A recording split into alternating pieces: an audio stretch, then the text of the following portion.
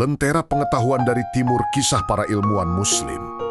Di saat Eropa masih dalam kegelapan abad pertengahan, di belahan timur, sebuah peradaban tengah bersinar terang.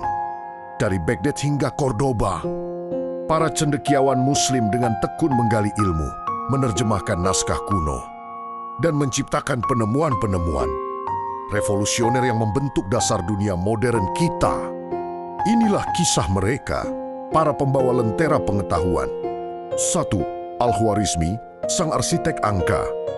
Pada abad ke-9, di perpustakaan Megabaitul Hikmah, Baghdad, hiduplah seorang jenius bernama Muhammad ibn Musa Al-Khwarizmi. Ia bukan hanya seorang matematikawan ulung, tetapi juga seorang astronom dan geografer. Al-Khwarizmi lah yang memperkenalkan sistem penulisan angka India, termasuk angka 0 ke dunia barat, yang kita kenal sekarang sebagai angka Arab.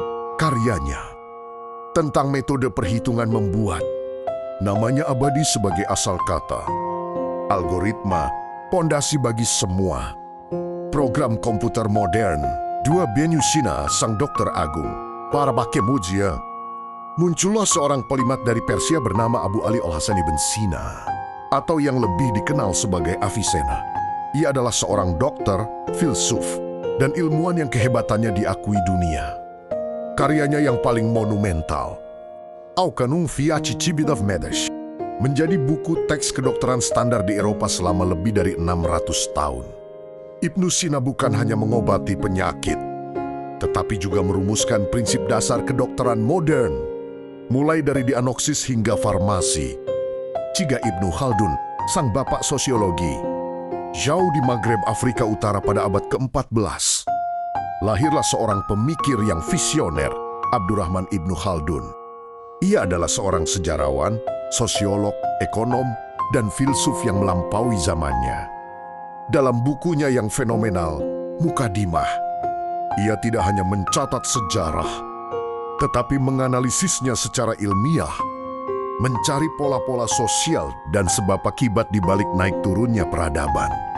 Ia adalah orang pertama yang mengembangkan teori tentang masyarakat, negara, dan ekonomi, menjadikannya bapak sosiologi.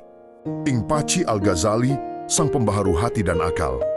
Sementara yang lain bergelut dengan angka dan penyakit. Abu Hamid Al-Ghazali pada abad ke-11 berlayar ke samudera jiwa dan spiritualitas. Dikenal sebagai Hujatul Islam, pembela Islam. Ia adalah seorang teolog, filsuf, dan sufi yang karyanya mengubah arah pemikiran Islam. Ia mengintegrasikan rasionalitas dengan spiritualitas, menunjukkan bahwa akal dan iman dapat berjalan beriringan. Karyanya, Ihya Ulumuddin, menjadi panduan abadi bagi jutaan Muslim.